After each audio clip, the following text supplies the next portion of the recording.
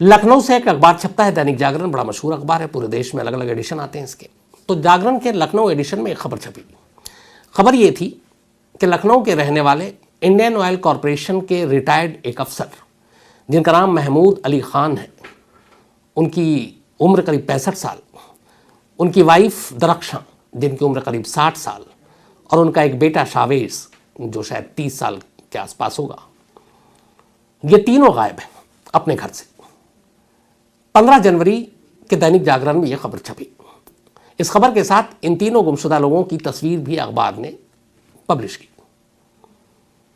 अब जब यह तस्वीर छपी तो बाकी लोगों के साथ साथ पुलिस वालों की भी नज़र अखबार पे पड़ी।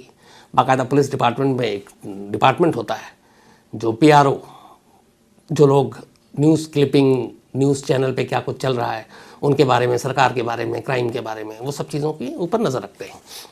तो जागरण ने जब यह खबर छापी तो कुछ पुलिस वालों की नज़र भी पड़ी और उन 3 तस्वीरों पर पड़ी, और उन 3 तस्वीरों को देखते ही लखनऊ की पुलिस चौंक उठती है। ये 15 जनवरी की बात है।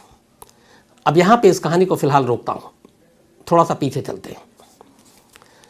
6 जनवरी यानी कि 9 दिन पहले, इस अखबार में खबर छपने से पहले 6 जनवरी को लखनऊ में एक जगह है इटौंजा। तो लखनऊ के इटौंजा इलाके में एक लाश मिलती है, एक लावारिस लाश। लाश करीब यही एक नौजवान की होगी जिसकी उम्र 28-30 साल होगी, और गला कटा हुआ था उसका, पूरी तरह से नहीं लेकिन फिर भी गले पे एक कट का मार्क था। पुलिस को लाश मिली इटौंजा इलाके में। पुलिस ने उस लाश को उठाया, उसके बाद पोस्टमार्टम के लिए भेजा। लाश क्या आइडेंटिफाई उसको नहीं कर पाए, शिनाख्त नहीं हो पाई। ये बात है 6 जनवरी की। इसके बाद 2 दिन बीतता है, 8 जनवरी, 48 घंटे बाद 8 जनवरी को इसी लखनऊ के मलिहाबाद एक और इलाका है, वहां से एक और लाश मिलती है। ये लाश एक बुजुर्ग की थी और इस लाश के गले पे भी कट का मार्क था, निशान था। लाश की भी शिनाख्त नहीं होती इसकी। पुलिस पोस्टमार्टम के लिए लाश को भेजती है, बात आई गई हो जाती है। अब इसके बाद 5 दिन और गुजर जाते हैं। अब आती है तारीख 13 जनवरी की। 13 जनवरी को लखनऊ के ही मॉल इलाके में एक और लाश मिलती है। ये लाश भी एक बुजुर्ग लेडी की थी और इत्तेफाक से इसके लाश पर भी गले में कट का निशान था। इस लाश को भी पोस्टमार्टम के लिए भेज दिया जाता है, लाश की शिनाख्त नहीं होती है। तो 6 जनवरी पहली लाश, 8 जनवरी दूसरी लाश, 13 जनवरी तीसरी लाश। तीनों लाश लखनऊ के 3 अलग अलग इलाकों से, 3 अलग अलग जो जुरिस्डिक्शन पुलिस स्टेशन का है उन इलाकों में। और ये जो तीनों लाश मिली, अगर इन तीनों लाशों की फासले की हम बात करें, दूरी की, जो इलाके के हिसाब से, जो पहली लाश मिली उससे दूसरी लाश करीब 6-7-8 किलोमीटर दूर, दूसरी लाश से तीसरी लाश भी करीब 8-10-12 किलोमीटर दूर। तो कुल मिलाकर 13 से 14 किलोमीटर के दायरे में लखनऊ शहर के अंदर ये 3 लाश मिलती हैं, 3 अलग अलग तारीखों पर, 6 जनवरी, 8 जनवरी और 13 जनवरी। तीनों लाशों की शिनाख्त नहीं होती है। अब 6 जनवरी से 13 जनवरी के बीच में 7 दिन होते हैं। 3 लाशें मिली, तीनों लाशों का कोई सुराग नहीं। तो 6, 8 और 13 के बाद 14 की तारीख बीत जाती है और 15 तारीख को अचानक जागरण में खबर छपती है कि लखनऊ के एक इलाके से इंडियन ऑयल के एक रिटायर्ड अफसर अपनी वाइफ और अपने एक बेटे के साथ गायब है। अब उसके साथ ये तस्वीर छपी। अब जब तस्वीर छपी और इधर इतने दिन बीत गए, वो जो 3 लाशें मिली एक ही शहर में, यहाँ पे ये भी ध्यान दीजिए कि शहर एक है, इस शहर का कमिश्नर भी एक है, यानी हर थाने उसी के अंडर में है। तीनों लाश की खास बात यह थी कि तीनों का कत्ल लगभग एक जैसा हुआ था, गले पे कट का मार्क था। जो पोस्टमार्टम रिपोर्ट आई तीनों की अलग अलग जगहों से, उन तीनों के पोस्टमार्टम रिपोर्ट भी एक थे। मौत की वजह और मौत का तरीका, कत्ल का तरीका एक था। अब एक ही शहर की पुलिस एक ही शहर से 3 अलग अलग तारीख पर 3 लाश बरामद करती है, लेकिन वो इन तीनों लाशों की कड़ियों को नहीं जोड़ती, ना इसके बारे में इतनी मेहनत करती है, ना तफ्तीश करती है। वरना ये एक बेसिक पुलिस इन्वेस्टिगेशन है कि अगर आपको 3 लाश मिलती है और वो भी लावारिस लाश, ऐसी नहीं कि आप मतलब उसको देख के ऐसा लगे कि बहुत सारी बार ऐसी लाशें मिलती हैं जो पता नहीं कहाँ से, कोई जैसे आम गरीब गुरबा होते हैं उनके बारे में तो ध्यान भी नहीं दिया जाता, लेकिन लाश को देख कर भी है कि ठीक ठाक घर से हैं, उसके बावजूद पुलिस को जो चौंकना चाहिए था, 3 लाशों के एक तरह से कत्ल होने के बाद पुलिस के जो कान आँख खुलने चाहिए थे, उनका पुलिसिया अंदाज जो दिखना चाहिए था वो नहीं दिखा, बल्कि पुलिस आराम से बैठी रही, कोई इन्वेस्टिगेशन नहीं, कुछ नहीं। उन्हें लगा कि चलो लाश मिली है, क्योंकि कोई फरियादी भी नहीं आया, और जब तक फरियादी नहीं आता, मीडिया में खबरें नहीं आती, तो पुलिस अपनी ऐसी ढर्रे पे काम करती है।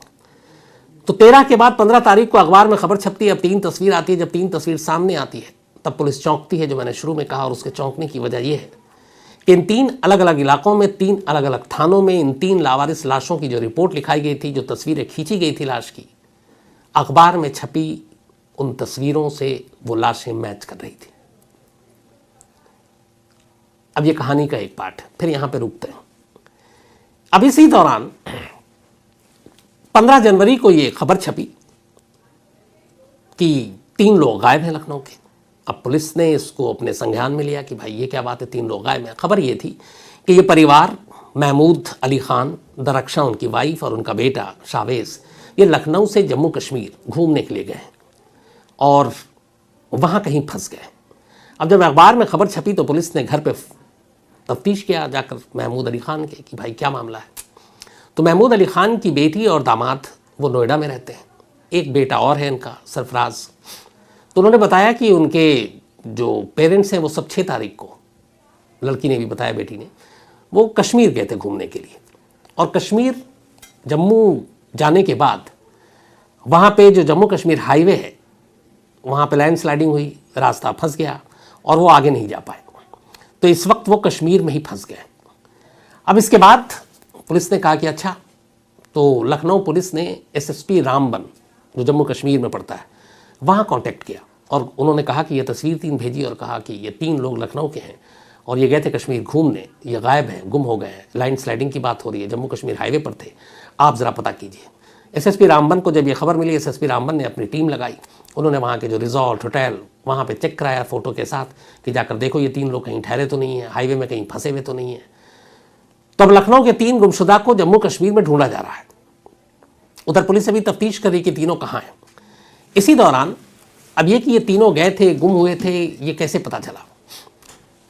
तो महमूद अली खान और उनकी फैमिली जो गायब हुई, उनकी जो बेटी मैंने आपको बताया नोएडा में रहती है, उसने एक व्हाट्सएप चैट पुलिस को दिया और एक तस्वीर दी। व्हाट्सएप चैट 14 जनवरी की थी और एक 6 जनवरी की। 6 जनवरी को बेटी अपने फादर के मोबाइल पे बात कर रही है और वो व्हाट्सएप चैट है। शायद उसने फ़ोन किया होगा, घर पे किसी ने जवाब नहीं दिया। वो लिखती है कि आप लोग कहाँ हैं, कोई कॉल क्यों नहीं उठा रहा है, घर में 10 बार कर चुके हैं। उधर से इस जो पापा का नंबर पे मोबाइल सेफ है, ये सारे व्हाट्सएप चैट वही है, यानी कि महमूद अली खान, वो रिप्लाई करते हैं कल कॉल किया था, लग नहीं रहा, बल्कि पापा के मोबाइल से उनका जो बेटा साथ में था शावेज, वो एक तरह से मैसेज का रिप्लाई कर रहा है, कल कॉल किया था, लग नहीं रहा, इधर नेटवर्क नहीं आता है कश्मीर में, मेरे फ़ोन का स्क्रीन भी टूट गया, पहुँच कर बताते हैं ट्रेन लेट है। ये 6 जनवरी की बात है। इसके बाद मिस्ड कॉल है, वॉइस कॉल व्हाट्सएप की। अब 14 जनवरी को फिर से व्हाट्सएप पे बातचीत होती है। 14 जनवरी को महमूद अली खान की बेटी फिर पूछती है और महमूद अली खान की बेटी पे उसके पापा के नंबर से मैसेज आता है कि बहुत बुरा फंस गए हैं इधर आकर। और ये फिर शावेज यानी कि महमूद का बेटा बात कर रहा है अपने पिता के मोबाइल पे कि बहुत बुरा फंस गए हैं इधर आकर, पापा की तबीयत बहुत ख़राब हो गई है, बहुत लैंडस्लाइड है, एक ही जगह अटके हैं, सब मेरी गलती है, कश्मीर तो पहुंच नहीं पाए, यहीं अटक के रह गए, सब बहुत टेंशन में है, सिम बेकार, बहुत मुश्किल से एक आदमी का हॉटस्पॉट यूज़ कर पाए, उसका चार्ज नहीं है, मिस यू। अब ये 14 जनवरी की बात है जो व्हाट्सएप चैट हुई। अब साथ में इसकी एक तस्वीर भेजी उसने जम्मू कश्मीर की लैंडस्लाइड की। इसी के बाद जागरण में यह खबर छपी कि लखनऊ का परिवार जम्मू कश्मीर घूमने गया, लैंडस्लाइड में फंस गया, संपर्क नहीं हो रहा है, मिल नहीं रहा है। तब जब पुलिस ने इस अखबार को देखा, उसके बाद घर में ये पूछताछ की, वहां से एसएसपी रामबन ने बताया कि हमने पूरी तफ्तीश कर ली, यहाँ पे ये तीनों जो आपने फोटो भेजी है मिल नहीं रहे। अब पुलिस को लगा क्या हुआ। इधर इसी दौरान जब इन 3 तस्वीरों को जो अखबार में छपी और फिर बाकी लेट ही सही, पुलिस वालों को ख्याल आया कि उन्होंने 6 जनवरी, 8 जनवरी और 13 जनवरी को 3 अलग अलग लाशें पाई हैं। इस घर से भी 3 लोग गायब हैं, एक हस्बैंड वाइफ बुजुर्ग हैं और एक जवान बेटा। और ये जो लाशें मिली हैं 3, ये भी एक जवान लड़के की और एक 2 जो है ओल्ड कपल की है। तस्वीर मैच कर गई। अब पुलिस को लगा कि ये क्या कहानी है, हम जिन्हें कश्मीर में ढूंढ रहे हैं वो तो यहाँ लावारिस लाश उनकी मिली है। तो फिर ये कश्मीर कैसे गए? ये व्हाट्सअप चैट क्या है? ये तस्वीर क्या है जो वहाँ से भेजी गई? अब पुलिस को लगा कि मामला गड़बड़ है। यहाँ से लखनऊ पुलिस ने पहली बार मानी कि 15 जनवरी के बाद अपनी तफ्तीश शुरू की। बेटी इधर परेशान थी। अब पुलिस ने मोबाइल सर्विलांस के जरिए पता करने की कोशिश की। पहले तो ये जो मैसेज आए, तो जब ये मैसेज और इस नंबर को पुलिस ने टटोला, जो मैसेज कश्मीर से भेजे जा रहे हैं, पुलिस ने जब उसका CDR निकाला और डिटेल निकाली, तो पता चला कि ये मैसेज कश्मीर से नहीं किए गए, बल्कि तो लखनऊ से ही किए गए। अब सवाल ये था कि जो 3 गायब हैं, उन्हीं में से एक घर के मुखिया के मोबाइल पर उनका बेटा ये मैसेज अपनी बहन को कर रहा है, लिख रहा है कि हम कश्मीर में फंसे हैं, जबकि मोबाइल का लोकेशन बता रहा है कि जिस तारीख को जितने बजे उसने ये सारे मैसेज किए, उस वक्त ये लखनऊ में मौजूद था, ये मोबाइल लखनऊ में था और ये लखनऊ से मैसेज टैग किया गया, ये फोटो भी लखनऊ से भेजे गए। अब पुलिस के लिए बड़ी अजीब बात ये क्या है? पहले तो बेटी और दामाद पे ही शक आया, क्योंकि बेटी और दामाद नहीं बताया कि उनके घर वाले सब कश्मीर घूमने गए। लेकिन फिर पुलिस ने तफ्तीश की तो महमूद अली खान के 2 बेटे और 1 बेटी। बेटी की शादी हो चुकी, नोएडा में रहती हैं।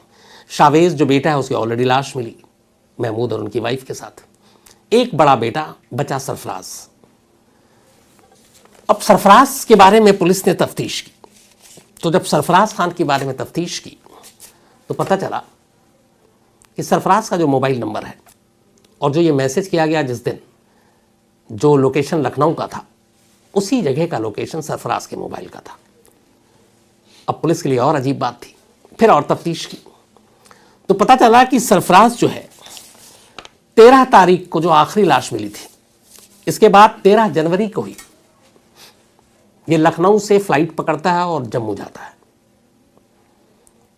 और 14 तारीख को कश्मीर से वापस लखनऊ आ जाता है। वो फ्लाइट की टिकट, उसकी डिटेल भी पुलिस के हाथ लग गई। अब ये बड़ी अजीब सी बात कि ये 13 को क्यों गया, 14 को वापस क्यों आया? अगर माँ बाप को ढूंढने गया तो इतनी जल्दी वापस क्यों आ गया? ये सारी चीज़ें पुलिस को एक तरह से सरफराज को शक के घेरे में ला रही थी। अब इसी के बाद पुलिस ने कहा कि सरफराज से पूछताछ करनी चाहिए। पुलिस ने अब सरफराज को पकड़ा और उससे पूछताछ की। इसके बाद पूरी कहानी सामने आती है। सरफराज ने LLB यानी वकालत की पढ़ाई की। अभी वो जज के एग्ज़ाम में बैठने जा रहा था, उसे जज बनना था। पढ़ाई करने के बाद उसे एक लड़की से प्यार हुआ। उसने घर वालों की मर्जी के खिलाफ उस लड़की से शादी कर ली।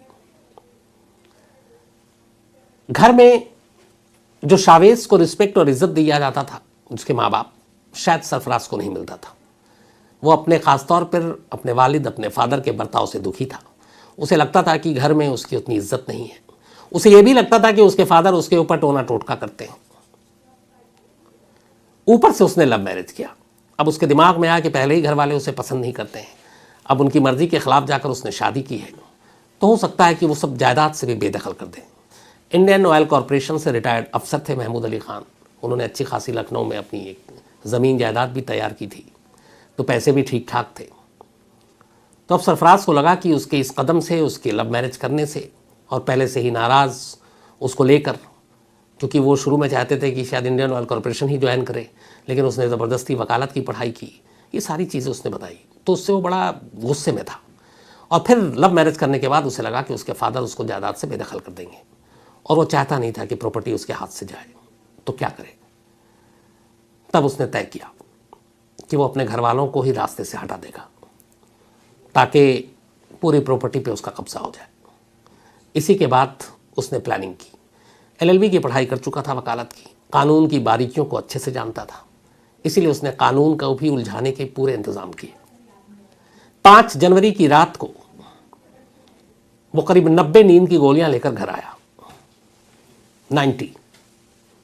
घर आने के बाद रात को खाना बना था, तो दाल भी बनी थी। उसने 90 गोलियां, 3 अलग अलग जो दाल उसके फादर, उसकी मदर, उसके भाई छोटा शावेज जो उनको खाना था खाने में, उसने उस दाल में 90 की 90 गोलियां मिला दी नींद की। इस बात से अनजान घर वालों ने खाना खाया रात का। 90 गोलियां बहुत होती हैं, बल्कि मुझे तो लगता है कि शायद इतनी खा ले तो आदमी वैसे ही मर जाए। खाने के बाद तीनों गहरी नींद में चले गए। इसके बाद उसने चेक किया, उसने देखा कि अब तीनों गहरी नींद में है। एक कर्मचारी था, सफाई कर्मचारी, उसने इससे पहले ही सेटिंग की और बोला कि हमें तुम्हें मेरे घर वालों को मारना है, मैं तुम्हें पैसे दूंगा। उसे तैयार रहने को कहा था। इसके बाद जब उसने देखा तीनों सो गए, उसने इशारा किया, उसका वो साथी घर के अंदर आया। घर के अंदर आने के बाद तेज़धार हथियार से सबसे पहले उसने अपने छोटे भाई का गला काटा, फिर पिता का, वालिद का, फिर माँ का। रात होते होते 3 लोग एक ही घर के अंदर अब मुर्दा हो चुके थे। एक बेटा अपनी ही माँ, अपनी ही बाप, अपने ही छोटे भाई को मार चुका था एक शख्स की मदद से। अब यहाँ के बाद उसने अपनी वकालत की जो दिमाग लगानी थी वो लगानी शुरू की। उसे लगा कि अगर ये तीनों लाश एक साथ ठिकाने लगाएंगे तो पकड़े जाएंगे, तीनों लाश एक साथ मिलेगी तो पकड़े जाएंगे। तो पुलिस को उलझाने के लिए क्या करें?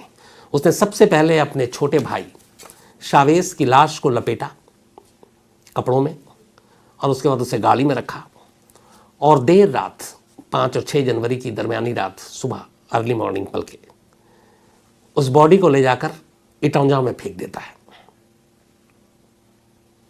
2 लाश अब भी घर में पड़ी है।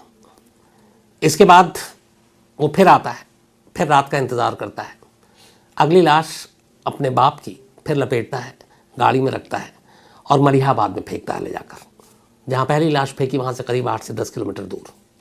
फिर इंतज़ार करता है, फिर तीसरी रात आती है, फिर लाश को लपेटता है। इस बार लाश माँ की थी। माँ की लाश को उठाकर इस बार वो मॉल इलाके में फेंकता है, वो भी उस जगह से करीब 8-10 किलोमीटर की दूरी पर थी। 3 लाश 3 अलग अलग इलाकों में 3 अलग अलग तारीख पर वो ठिकाने लगाता है और उसे उम्मीद थी कि पुलिस उलझ जाएगी और उसकी उम्मीद गलत भी साबित नहीं हुई। 3 लाशें मिली पुलिस को, लेकिन पुलिस ने बेसिक इन्वेस्टिगेशन नहीं किया कि एक ही तरह से जो कत्ल किया गया इसमें आपस में कोई ना कोई समानता हो सकती है। तो क्यों ना इन तीनों लावारिस लाश जो मिली है इसके ऊपर इन्वेस्टिगेशन करते। अगर वो करते तो शायद 15 जनवरी के अखबार में खबर छपने का इंतज़ार नहीं करना पड़ता और पुलिस इससे पहले ही इस कत्ल की गुत्थी को सुलझा लेती। लेकिन पुलिस ने जब तक लावारिस लाश मिली, कोई फरियादी नहीं आया, किसी ने क्लेम नहीं किया, पुलिस ने अपना काम ईमानदारी से नहीं किया। जब अखबार में मिसिंग खबर छपी तब पुलिस हरकत में आई, फिर रामबन के एसएसपी को संपर्क किया और उसके बाद जब तीनों लाशों की पता चला उन्हें कि हमारे इलाके में ये मिली है 6, 8 और 13 को, तब उनके भी हाथ पैर फूले कि सवाल उठेंगे कि 3 लाशें मिली और एक ही शहर से मिली, ये भी नहीं कि 2 शहर की लड़ाई का मामला है। तो उन्होंने वो भी काम नहीं किया। इसके बाद सरफराज के कन्फेशन के बाद उसे गिरफ्तार कर लिया गया। फिलहाल वो पुलिस की हिरासत में है, पुलिस उससे पूछताछ कर रही है, सबूत जुटा रही है।